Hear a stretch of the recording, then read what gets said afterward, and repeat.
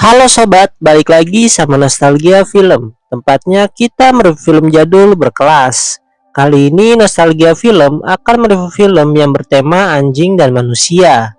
Jadi pemeran utama di film ini bukanlah seorang manusia, melainkan seekor anjing yang begitu jenius.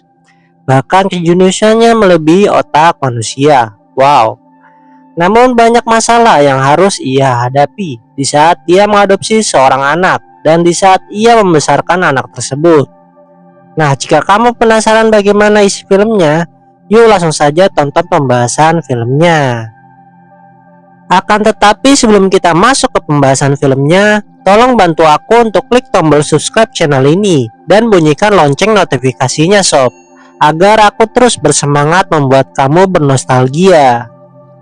Di awal film kita langsung diperlihatkan sang pemeran utama yang bernama Tuan Pinbadi. Dia seekor anjing yang bisa bicara. Dia pun menceritakan perjalanan hidupnya. Berawal dari dia yang berada di penampungan anjing. Di sana tidak ada seorang anak yang mau mengadopsinya. Jadi dia berusaha untuk belajar ilmu pengetahuan, budaya, serta olahraga. Terlihat dia banyak sekali menemukan sesuatu hal dan alat yang berguna bagi manusia. Bahkan dia mendapat gelar profesor dari Universitas Harvard. Lalu Tuan Pinbadi memperkenalkan anak yang diadopsi bernama Sherman. Film ini kayak kebalikan. Biasanya manusia yang mengadopsi anjing, tapi di film ini anjing yang mengadopsi manusia. Oke, lanjut ke filmnya. Mereka pun langsung pergi ke sebuah ruangan yang terdapat mesin waktu, sebab mereka akan pergi ke Prancis pada tahun 1789. Tepatnya hari di mana revolusi Prancis akan dimulai. Terlihat mereka berada di istana Versailles, kediamannya Marie Antoinette. Marie Antoinette ini ratu yang sangat menyukai kue. Akan tetapi di saat sang ratu menikmati hidangan yang enak, rakyat Prancis saat itu sedang menghadapi kemiskinan dan kelaparan. Kemudian Sherman minta izin kepada ratu untuk memakan kue. Ratu pun mengatakan biarkan mereka makan kuenya. Namun itu terlihat oleh rakyat Prancis. Mereka langsung berunding untuk melakukan kudeta. Mereka tidak terima di saat rakyat Prancis dilanda kemiskinan dan kelaparan, tapi di istana sang ratu makan enak dan kenyang. Mereka menjadi murka. Mereka pun langsung menyerbu ke istana. Karena Tuan Pinbadi berada di sana, dia jadi ditangkap bersama dengan ratu dan para bangsawan. Mereka akan dieksekusi. Pas banget yang akan dieksekusi pertama adalah Tuan Pinbadi. Sherman yang melihat itu menjadi takut dan bingung bagaimana menyelamatkan Tuan Pinbadi. Sherman bertanya apa yang harus dia lakukan, namun Tuan Pinbadi hanya menyuruh Sherman diam di situ. Saat eksekusi dimulai, ternyata Tuan Pinbadi menukar dirinya dengan sebuah melon. Jadi yang terpenggal adalah buah melon. Sang eksekutor langsung menyuruh para bawahannya mencari keberadaan Tuan Pinbadi dan Sherman. Di sisi lain, Tuan Pinbadi dan Sherman berhasil melarikan diri lewat gorong-gorong. Sherman bertanya kepada Tuan Pinbadi bagaimana dia melarikan diri. Tuan Pinbadi pun menjelaskan kalau dia sengaja menyuruh Sherman diam di tempat agar sinar matahari menyorot ke arah kacamata yang Sherman pakai. Sinar matahari akan memantul dan akan membuat silau mata sang eksekutor, jadi penglihatannya menjadi buram sementara. Dari situlah Tuan Pinbadi mengambil kesempatan untuk melarikan diri lewat selokan di bawah panggung eksekusi ke gorong-gorong. Namun tidak lama setelah itu mereka ketahuan oleh si eksekutor beserta anak buahnya. Sherman pun ditangkap oleh sang eksekutor, namun Tuan Pinbadi langsung menukarnya dengan melon yang membuat sang eksekutor kesal. Sang eksekutor pun menyerang Tuan Pinbadi dengan pedang. Tuan Pinbadi langsung melawan. Setelah Tuan Pinbadi menang, dia melempar pedang ke arah para bawahan si eksekutor di saat mereka mau menyerang.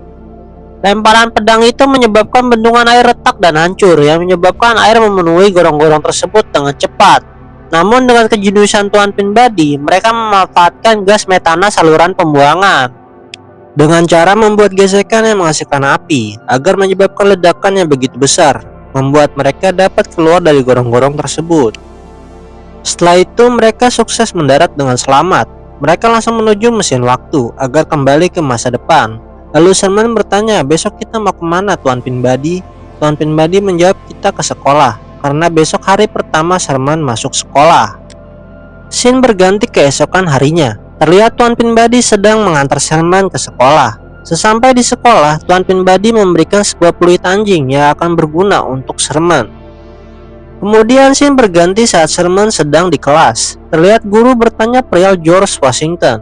Sherman menjawab dia adalah presiden pertama Amerika Serikat.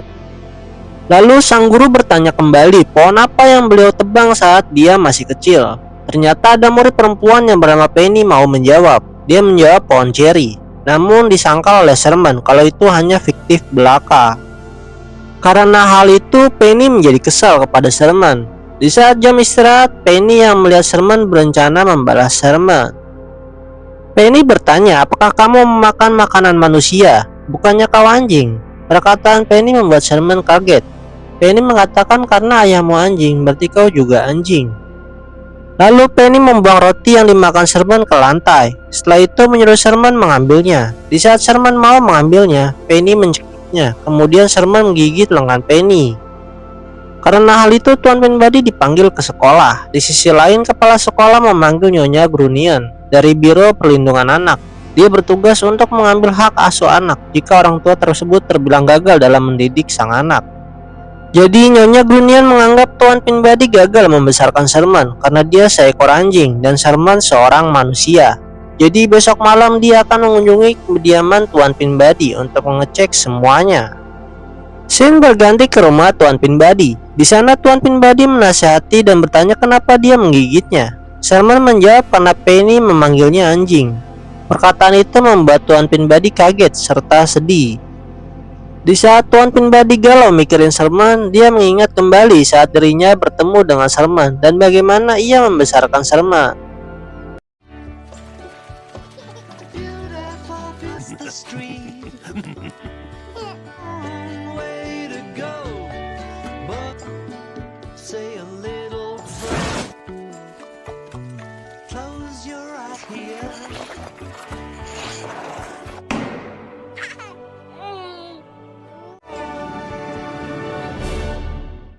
Keesokan harinya Tuan Pinbadi memasak karena hari ini Nyonya Grunion akan datang. Tuan Pinbadi juga mengundang Penny beserta kedua orang tuanya agar dapat menghangatkan suasana.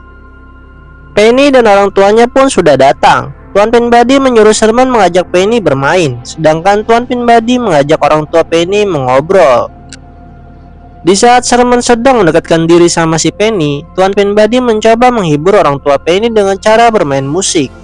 Semua musik dia mainkan sesuai permintaan orang tua Penny. Namun tiba-tiba ayahnya Penny mengeluh pinggangnya sakit. Tuan Pinbadi pun langsung bergerak cepat untuk menolongnya dengan cara sedikit memijatnya. Dari pijatan itu ayahnya Penny menjadi baikan dan membuat dirinya senang. Orang tua Penny menjadi kegirangan. Di sisi lain, Sherman masih mencoba mengajak Penny mengobrol. Penny masih terlihat kesal kepada Sherman soal George Washington. Dia meminta penjelasan kepada Sherman kenapa dia sok tahu begitu. Karena tidak ada jalan lain, Sherman mengajak Penny melihat mesin waktu yang bernama Wayback. Awalnya Sherman mau mengajak Penny melihat saja, namun Penny malah menghina Sherman. Jika kau terlalu patuh dengan perkataan Tuan Pinbadi, kau terlihat seperti anjing. Mendengar itu, Sherman langsung berani mengendari Wayback. Di sisi lain, Tuan Pinbadi dan orang tua Penny telah berhasil berdamai. Akan tetapi tiba-tiba Sherman memanggil. Dia mengatakan kalau dia menggunakan Wayback dan pergi ke Mesir kuno. Hal itu membuat Tuan Pinbadi kesal. Tuan Pinbadi bingung bagaimana cara menjelaskan kalau si Penny pergi ke Mesir kuno kepada orang tuanya. Jadi Tuan Pinbadi menghipnotis mereka. Di saat orang tua Penny terhipnotis, Sherman dan Tuan Pinbadi pergi ke Mesir kuno untuk menjemput Penny. Sesampai di sana, Penny telah dijadikan mempelai wanita untuk dinikahkan oleh Raja Tutankhamun atau yang biasa dipanggil Raja Tut, anak dari penguasa dinasti Mesir ke-18. Penny mau banget menikah dengan Raja Tut karena dia berpikir akan menjadi Ratu Mesir. Tuan Pinbadi mencoba menjelaskan kalau Raja Tut akan mati muda. Penny malah senang, dia berpikir bagus dong karena dia akan mendapat warisan kerajaan Mesir sepenuhnya. Padahal kenyataannya tidak begitu. Agar Penny mengerti, Tuan Pinbadi menyuruh ayahnya Raja Tut menjelaskan apa yang terjadi jika Penny menjadi istri Raja Tut. Ayah Raja Tut menjelaskan kalau Penny menikah dengan anaknya, maka dia akan menjadi kekal bersama Firaun. Jadi jika Raja Tut meninggal, maka Penny juga harus meninggal, dan organ tubuh Penny akan diambil serta tubuhnya akan dijadikan mumi seperti dijelaskan dalam Wahyu Suci orang-orang Mesir kuno. Mendengar hal itu, Penny jadi takut dan tidak mau menikah. Namun sudah terlanjur, Penny jadi dipaksa menikah oleh Raja Tut. Sherman dan Tuan Pinbody yang mau menyelamatkan Penny pun ditangkap. Di dalam penjara, Tuan Pinbody dan Sherman berusaha keluar. Jalan keluar mereka ternyata menggunakan Praura. Setelah menemukan pintu keluar, mereka bergegas menuju Praura, tapi mereka harus melewati teka-teki Booby Trap. Saat melewatinya, Tuan Pinbody sukses dengan mudah, namun Sherman ngasal melewatinya, yang menyebabkan runtuhnya bangunan tersebut. Mereka langsung bergegas naik ke Praura. Di saat Tuan Pinbody memutar kunci perahu agar perahu tersebut bergerak, Sherman naik duluan. Setelah selesai, Tuan Pinbody bergegas naik, namun Sherman naik perahu yang salah. Tuan Pinbody langsung cepat menyelamatkan Sherman. Kemudian mereka sukses keluar. Setelah itu, scene berganti ke hari pernikahan Penny dan Raja Tut dilaksanakan. Akan tetapi di saat acaranya baru dimulai, patung Dewa Anubis menyemburkan api. Ternyata itu Tuan Pinbody dan Sherman yang menyalakan api di mulut patung tersebut. Karena perbuatan mereka, seluruh rakyat Mesir yang hadir di acara tersebut menjadi takut. Dengan kesempatan ini, Tuan Pinbody yang menyamar jadi Dewa Anubis menyuruh kepada Raja Mesir agar meninggalkan Penny di gerbang luar kerajaan Mesir. Ayahnya Raja Tut mempercayai perkataan Dewa Anubis palsu begitu saja. Dia menyuruh anak buahnya membawa Penny ke gerbang luar kerajaan. Namun di saat sudah berhasil, kaki Sherman malah terkena percikan api yang membuat dia kesakitan. Suaranya menggema. Ayah Raja Tut bertanya, "Anubis, kau kenapa?" Tuan Pinbody yang menjadi Dewa Anubis menjawab, "Saya sedikit sakit, tapi sekarang tidak apa-apa." Akan tetapi percikan api tersebut membuat tempat pijakan Sherman terbakar. Dia mencoba memadamkannya dengan cara diinjak. Namun mulut patung Anubis malah patah dan jatuh. Mereka jadi ketahuan. Tuan Pinbody dan Sherman langsung bergegas membawa Penny pergi. Tapi ayah Raja Tut menyuruh seluruh prajuritnya mengejar mereka. Tuan Pinbody, Sherman, dan Penny langsung pergi ke arah Wayback yang berada di atas sebuah bangunan. Mereka hampir tertangkap, namun akhirnya berhasil lolos. Mereka langsung menuju rumah agar jamuan kembali terlaksana. Akan tetapi tiba-tiba bahan bakar Wayback tidak mencukupi. Untuk mengisi energi Wayback, mereka pergi ke Florence, Italia pada tahun 1508, tepatnya di kediaman Leonardo da Vinci. Terlihat dia sedang berdebat dengan Mona Lisa, karena Mona Lisa susah sekali untuk tersenyum. Padahal Leonardo ingin melukis dirinya. Mona Lisa meminta dibuatkan lelucon agar dirinya bisa tersenyum. Tuan Pinbody mencoba membantu dengan cara membuat lelucon.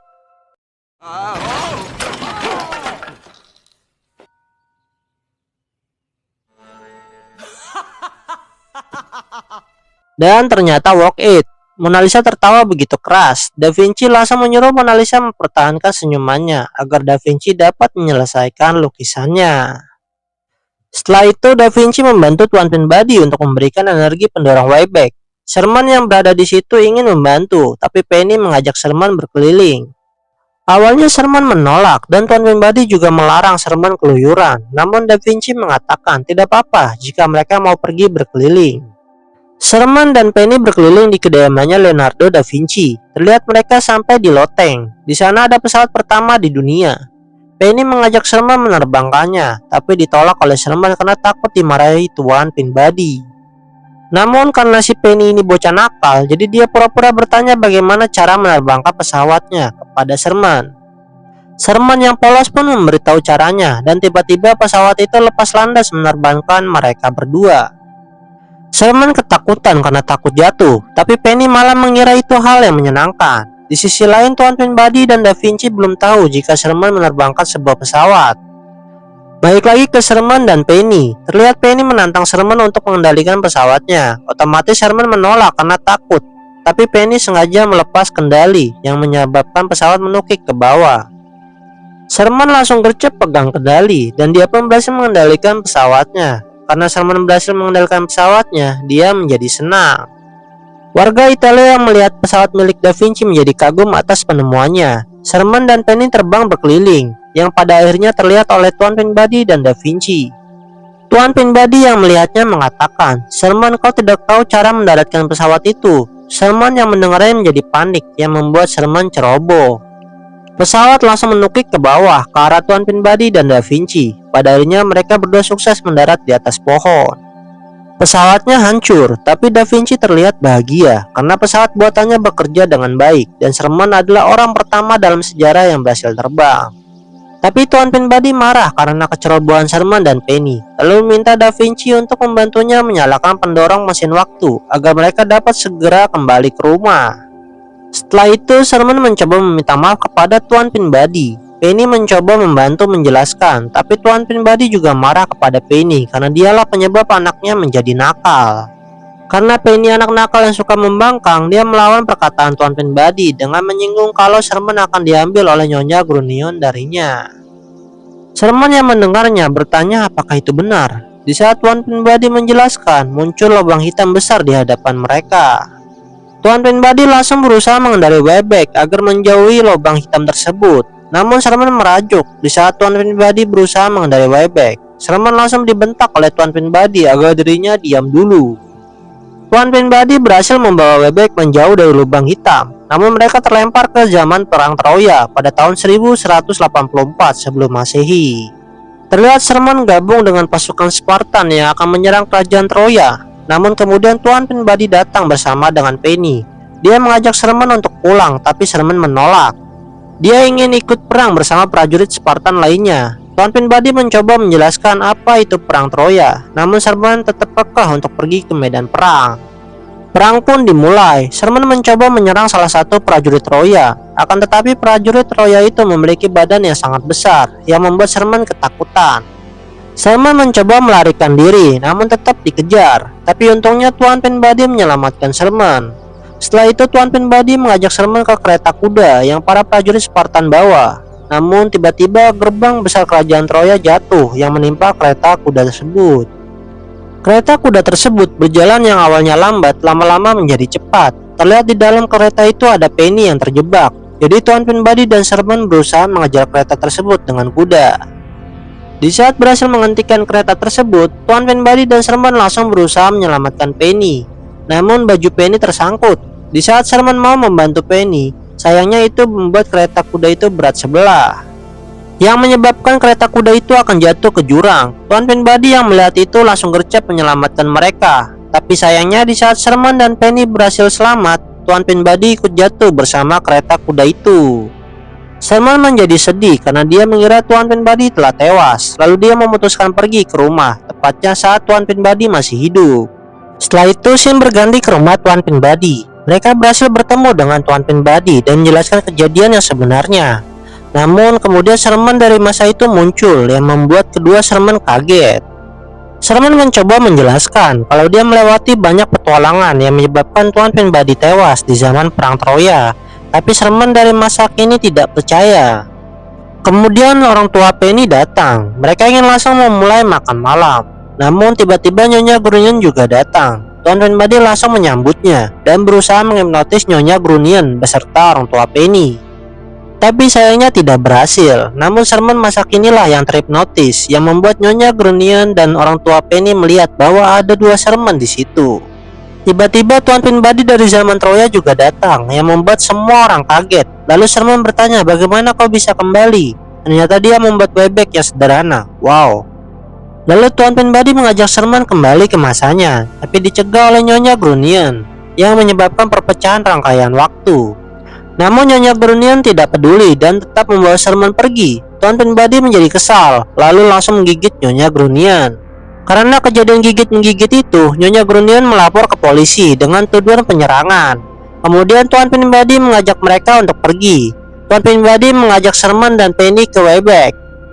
Alasannya untuk membetulkan garis waktu agar berjalan semestinya. Namun ternyata gagal dikarenakan kosmik ganda Tuan Pinbody dan Sherman bertabrakan, yang menyebabkan robekan keseluruhan rangkaian ruang waktu terjadi. Jadinya mereka tiba kembali ke masa sekarang. Kemudian orang-orang yang hidup di masa lalu datang ke masa sekarang lewat rongga waktu yang terbuka. Namun di sisi lain, pihak kepolisian mengejar mereka menggunakan helikopter, dan Nyonya Grunion bersama polisi mengejar mereka menggunakan mobil. Kemudian terlihat semua orang maupun benda berjatuhan dari rongga waktu yang terbuka. Seisi kota menjadi kacau. Di sisi lain, Tuan Penbody berusaha menemukan lubang cacingnya, tapi perjalanan waktu selalu gagal. Karena terlalu fokus mencari lubang cacing, Webek malah hampir tertabrak helikopter. Hal itu menyebabkan Webek menjadi oleng yang akhirnya Webek jatuh.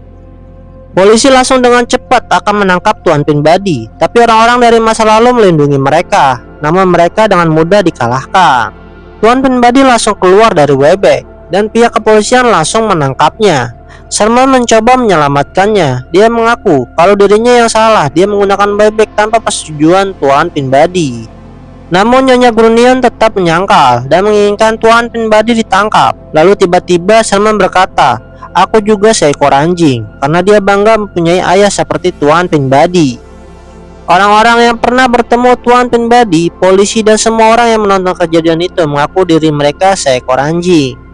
Hal itu membuat Tuan Penbody terharu sekaligus bangga kepada Sherman. Tapi Nyonya Grunion mengatakan kalau kalian tidak bisa mengubah hukum. Kemudian datanglah sang presiden pertama Amerika, George Washington, yang mengubah hukum tersebut, yang disetujui juga oleh mantan presiden-presiden Amerika lainnya. Di saat semua sudah senang, namun masalah yang besar belum selesai, yaitu menutup kebocoran rongga waktu yang sudah terjadi. Tuan Penbody langsung bertanya kepada semua orang, "Sekarang semua orang paling jenius di dunia sedang berkumpul di sini. Apakah ada yang mau memberiku ide untuk menuntaskan masalah ini?" Namun jawaban mereka seperti tidak membantu. Lalu Sherman mempunyai ide. Dia langsung mengatakan idenya kepada Tuan Penbody, yaitu pergi ke masa depan. Alasannya karena mereka tidak pernah ke masa depan, jadi kemungkinan besar di sana tidak ada kekacauan seperti ini. Tuan Penbody langsung menyetujui idenya Sherman, karena itu termasuk ide yang brilian. Mereka langsung bergegas masuk ke Webek dan mengendalikan mesin waktu itu ke masa depan dengan kecepatan melebihi cahaya.